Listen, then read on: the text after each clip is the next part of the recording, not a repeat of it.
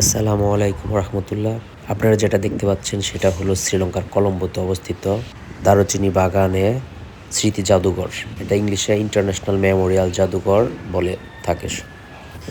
এটি জাতীয় স্মারক যা 1948 সালে 4 ফেব্রুয়ারি ব্রিটিশ শাসন থেকে এবং এর স্মারকে স্বাধীনতা অর্জন করেন। এখানে ডালিউডের অনেক সিনেমার গান শুটিং হয়েছে।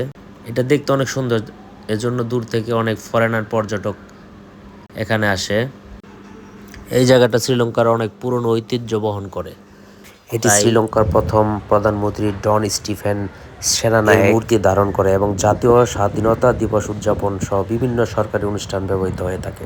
এই জাদুঘরে ব্রিটিশ ও ঔপনিবেশ শাসন থেকে স্বাধীনতা অর্জন বীর যোদ্ধাদের ও জাতীয় বীরদের আবদার তুলে ধরা হয়েছে। এখানে সাধারণ পর্যটনের জন্য দর্শকদের জন্য একটি আকর্ষণীয় স্থান। দুনিয়াটায় কত ধরনের মানুষই না বসবাস করি আমরা, তারপরও আমরা অনেক কিছুই জানি না, বুঝি না।